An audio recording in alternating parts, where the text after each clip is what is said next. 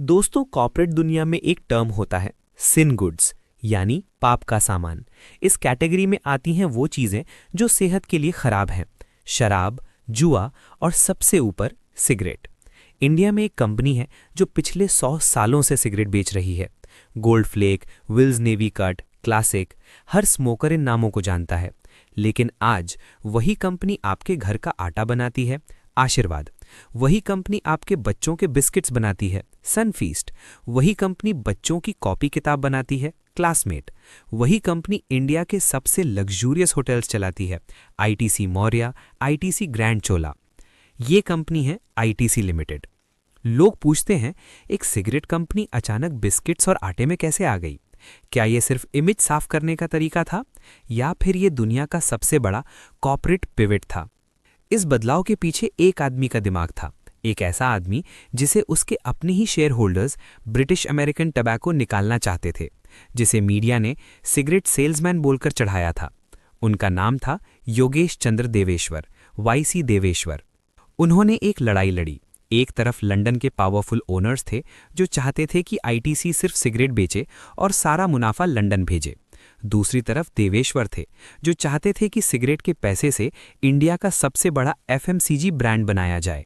ये कहानी सॉवरेनिटी की है। ये कहानी है कि कैसे एक इंडियन मैनेजर ने ईस्ट इंडिया कंपनी वाली मानसिकता को हराया। ये कहानी है ई चौपाल की, जिसने गांव के किसान को इंटरनेट से जोड़ा जब शहरों में भी इंटरनेट नहीं था। अगर आपको सप्लाई चेन, ब्रांड बिल्डिंग और कॉर्पोरेट वॉर समझना है तो अगले 2 घंटे आपकी कुर्सी की पेटी बांध लीजिए, क्योंकि आईटीसी की कहानी इंडिया की कॉर्पोरेट आज़ादी की कहानी है। Chapter 1, the imperial roots, 1910 to 1970। ITC का फुल फॉर्म पहले था imperial tobacco company of India. इसे 1910 में ब्रिटिश अमेरिकन टोबैको ने शुरू किया था, कलकत्ता में। इसका मकसद साफ था, अंग्रेजों के लिए सिगरेट बनाओ, इंडिया में बेचो और प्रॉफिट लंदन भेजो। 1947 में इंडिया आज़ाद हुआ, लेकिन आईटीसी का कल्चर गोरा ही रहा। वहाँ के मैनेजर्स को बॉक्स वालास कहा जाता था। वो सूट बूट पहनते थे, गोल्फ खेलते थे, क्लब में ड्रिंक करते थे।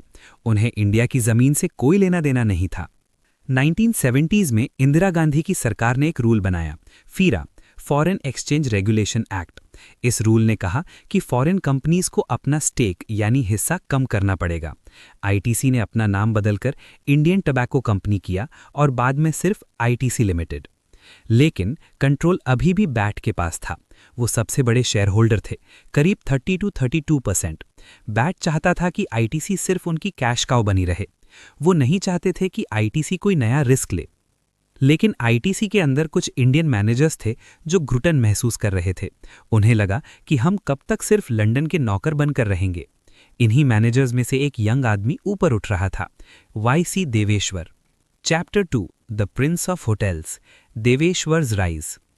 वाईसी देवेश्वर ने 1968 में आईआईटी दिल्ली से इंजीनियरिंग की और सीधा आईटीसी ज्वाइन किया। वो सिगरेट फैक्ट्री में इंजीनियर थे, लेकिन उनकी किस्मत तब बदली जब उन्हें होटल्स डिवीजन में डाला गया।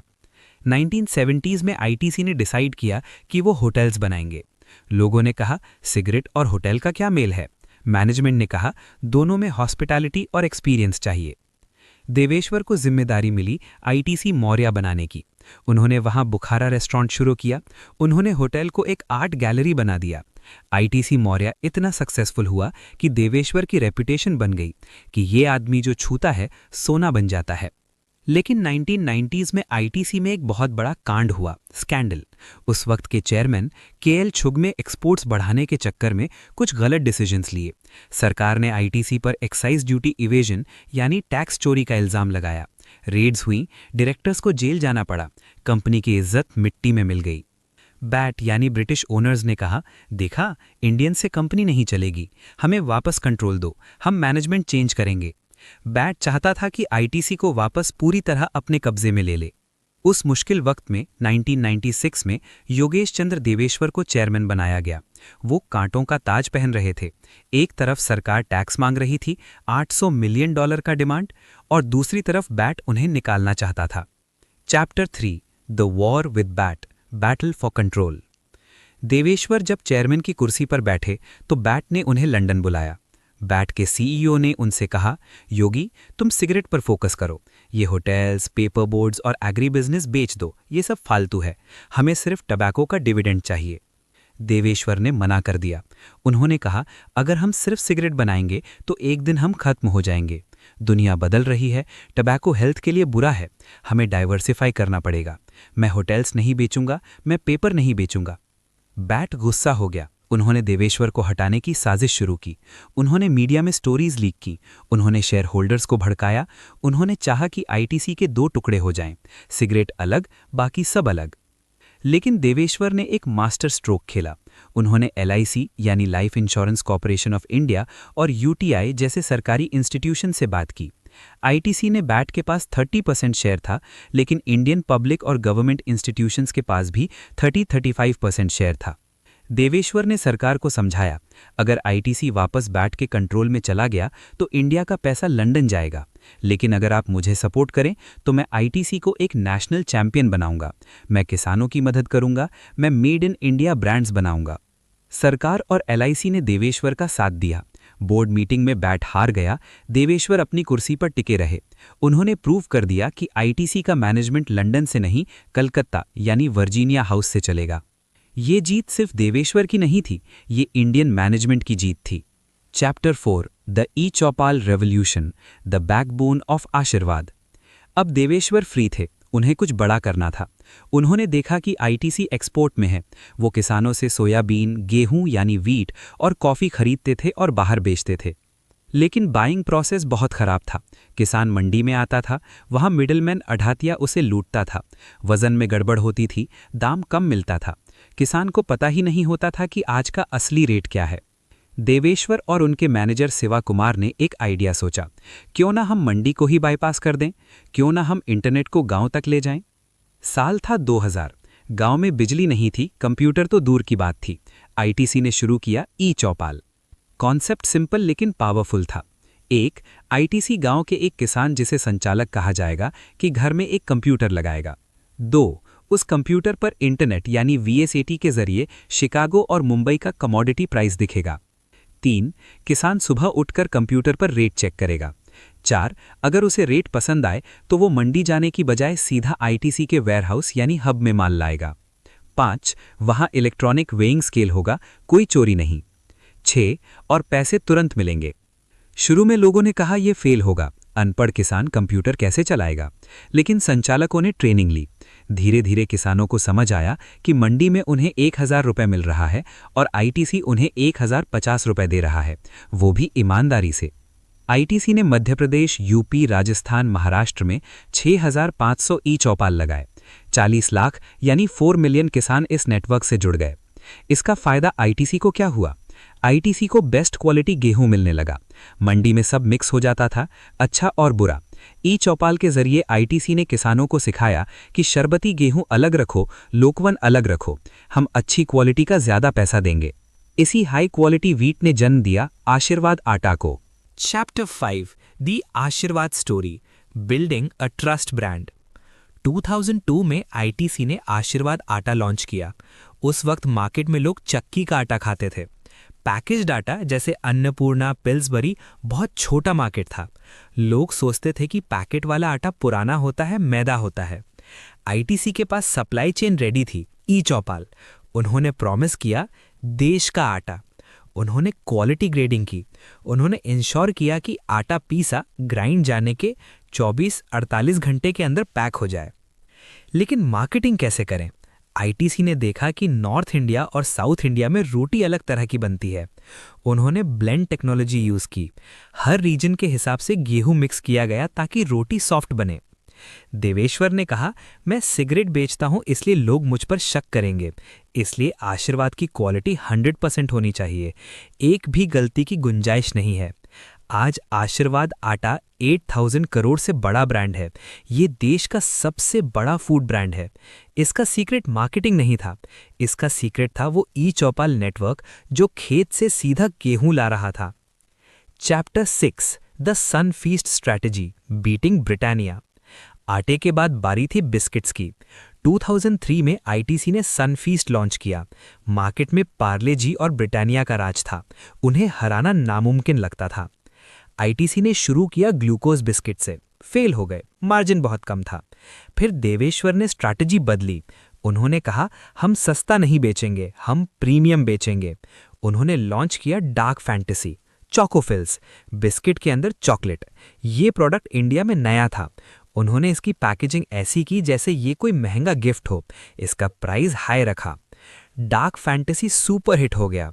इसने सनफीस्ट को चीप ब्रांड से प्रीमियम ब्रांड बना दिया। फिर उन्होंने लॉन्च किया बिंगो चिप्स। यहाँ टक्कर थी लेज पेप्सिको से। लेज के पास ग्लोबल फ्लेवर्स थे। आईटीसी ने क्या किया? उन्होंने टेढ़े मेढ़े और मैड एंगल्स बनाए, अजीब शेप्स, अजीब फ्लेवर्स, अचारी मस्ती, और एड्स बनाए जो बिल्कुल क्रेजी थे। याद है वो बोइंग बोइंग वाले एड्स? उन्होंने डिस्ट्रीब्यूशन के लिए क्या यूज किया? Cigarette network. आईटीसी की सिगरेट हर पान की दुकान पर मिलती है। उन्होंने उसी ट्रक में उसी सेल्समैन के हाथ में बिस्किट्स और चिप्स पकड़ा दिए। भैया सिगरेट के साथ ये चिप्स का पैकेट भी रख लो। रातों रात सनफीस्ट और बिंगो इंडिया के 5 मिलियन दुकानों पर पहुंच गए। एचयूएल और पेप्सी को सालों लगे थे ये नेटवर्क बनाने में। आईटीसी ने बस अपना पुराना नेटवर्क यूज कर लिया। इसे कहते हैं distribution synergy. Chapter 7 the classmate notebooks, paper two product. ITC के पास भद्राचलम पेपर बोर्ड्स फैक्ट्री थी। वो पेपर बनाते थे और दूसरों को बेचते थे। देवेश्वर ने कहा हम सिर्फ पेपर क्यों बेचें, हम नोटबुक क्यों ना बनाएं। उन्होंने क्लासमेट लॉन्च किया। फोकस किया क्वालिटी पेपर पर, वाइटर स्मूदर पेपर। उन्होंने हर नोटबुक के पीछे लिखा इस नोटबुक को खरीदने से 1 रुपया हम गरीब बच्चों की पढ़ाई यानी प्राइमरी एजुकेशन के लिए देते हैं। इसने इमोशनल कनेक्ट बनाया। बच्चों को क्लासमेट चाहिए था क्योंकि उसका पेपर अच्छा था। पेरेंट्स को क्लासमेट चाहिए था क्योंकि वो सोशल कॉज के लिए था। आज क्लासमेट इंडिया का सबसे बड़ा नोटबुक ब्रांड है। ये है वर्टिकल इंटीग्रेशन का जादू। पेड़ लगाने से लेकर बच्चों के बैग तक पूरा चेन आईटीसी कंट्रोल करता है। Chapter 8 the hotel strategy, responsible luxury. ITC hotels. Deveshwar ने एक नई फिलॉसफी दी, रिस्पॉन्सिबल लग्जरी। उन्होंने कहा हम दुनिया के सबसे लग्जरियस होटल्स बनाएंगे, लेकिन वो सबसे ग्रीन भी होंगे। आईटीसी के सारे luxury hotels lead platinum certified हैं। मतलब वो अपनी बिजली खुद बनाते हैं विंडमिल से, वो पानी रिसाइकल करते हैं, वो खाना लोकल सोर्स करते हैं कार्बन फुटप्रिंट कम करने के लिए। लोगों ने कहा गेस्ट को लग्जरी से मतलब है, एनवायरनमेंट से नहीं। लेकिन देवेश्वर ने फ्यूचर देखा। आज फॉरेन टूरिस्ट्स और कॉर्पोरेट क्लाइंट्स आईटीसी चूज करते हैं क्योंकि वो सस्टेनेबिलिटी मानते हैं। उन्होंने ग्रीन को कूल बना दिया। Chapter 9 the succession and the demerger debate. 2017 में यशर देवेश्वर ने एग्जीक्यूटिव रोल छोड़ दिया। उन्हें कैंसर डिटेक्ट हुआ था। उन्होंने संजीव पुरी को अपना सक्सेसर चुना। 2019 में देवेश्वर गुजर गए, लेकिन जाने से पहले उन्होंने आईटीसी को सिगरेट कंपनी से बदलकर एक एफएमसीजी जायंट बना दिया था। आज आईटीसी का 80% रेवेन्यू नॉन सिगरेट बिजनेस से आता है, भले ही प्रॉफिट अभी भी सिगरेट से आता है। मार्केट हमेशा मांगता है कि होटल्स अलग कर दो, एफएमसीजी अलग कर दो, डीमर्जर करो। संजीव पुरी अब उस दिशा में बढ़ रहे हैं। आईटीसी होटल्स का डीमर्जर अनाउंस हो चुका है। लेकिन देवेश्वर का मानना था कि एक बड़ी कंपनी यानी कॉन्ग्लोमरेट ज्यादा स्ट्रांग होती है। सिगरेट का कैश एफएमसीजी को ग्रो करता है, एग्री का सोर्सिंग फूड बिजनेस को चलाता है, पेपर का बिजनेस पैकेजिंग को सपोर्ट करता है। सब एक दूसरे से जुड़े हुए हैं। Chapter 10 the legacy of a nationalist CEO. यशर देवेश्वर को याद कैसे किया जाएगा? एक ऐसे आदमी के रूप में जिसने बैट से जंग जीती, एक ऐसे आदमी के रूप में जिसने किसानों को यानी ई चौपाल को एम्पावर किया, एक ऐसे आदमी के रूप में जिसने इंडिया को आशीर्वाद, सनफीस्ट और yippee जैसे ब्रांड्स दिए। उन्होंने एक बार कहा था मैं चाहता हूं कि आईटीसी के प्रॉफिट्स इंडिया में रहें और इंडिया के काम आए। हम एमएनसी हैं, मल्टीनेशनल हैं, लेकिन दिल से इंडियन हैं। उन्होंने प्रॉफिट से ज्यादा पर्पस को महत्व दिया। उन्होंने दिखाया कि आप सिन प्रोडक्ट बेचकर भी सेंटली वर्क कर सकते हैं अगर आपकी नीयत साफ हो। Conclusion the Deveshwar algorithm. तो दोस्तों इस 120 मिनट के डीप डाइव से हमें क्या सीखने को मिलता है? Number 1 fight for sovereignty. अगर आप सही हैं तो अपने मालिक यानी ओनर से लड़ने में भी डरना नहीं चाहिए। ओनरशिप से ज्यादा स्टीवर्डशिप जरूरी है। Number 2 solve the root problem. Aashirvaad इसलिए सक्सेसफुल नहीं हुआ क्योंकि एड अच्छा था, वो इसलिए सक्सेसफुल हुआ क्योंकि उन्होंने मंडी की प्रॉब्लम सॉल्व की। ई चौपाल बैक एंड स्ट्रांग करो, फ्रंट एंड अपने आप चलेगा। नंबर 3, सिनर्जी इज की। सिगरेट का डिस्ट्रीब्यूशन नेटवर्क बिस्किट्स बेचने के लिए यूज करना ये जीनियस मूव था। अपने एग्जिस्टिंग एसेट्स को नए तरीके से यूज करो। Number 4, premiumise. कमोडिटी यानी पेपर, आटा, बिस्किट में मत फंसो, उसे ब्रांड बनाओ। डार्क फैंटेसी और क्लासमेट ने यही किया। Number 5, long term vision. Hotels और एग्री बिजनेस में पैसा बनने में 10 से 20 साल लगते हैं। देवेश्वर ने क्वार्टर टू क्वार्टर नहीं सोचा, उन्होंने जनरेशन टू जनरेशन सोचा। आईटीसी की कहानी एक ट्रांसफॉर्मेशन की कहानी है, एक टबैको कंपनी जो आज इंडिया की फूड फैक्ट्री बन गई है। दोस्तों, ये थी यशर, दिवेश्वर और आईटीसी की अनकही कहानी, इतनी डिटेल में, इतने फैक्ट्स के साथ। अगर आपको लगता है कि ये कंटेंट प्रीमियम है तो इस चैनल को सब्सक्राइब करें। हम अगले वीडियो में किस पर डीप डाइव करें? क्या हम सज्जन जिंदल यानी जेएसडब्ल्यू की बात करें, द मैन ऑफ स्टील, या एन चंद्रशेखरन यानी टाटा सेंस की, द मैराथन मैन? अपने सुझाव कमेंट्स में दें। Put India first, keep building. जय हिंद।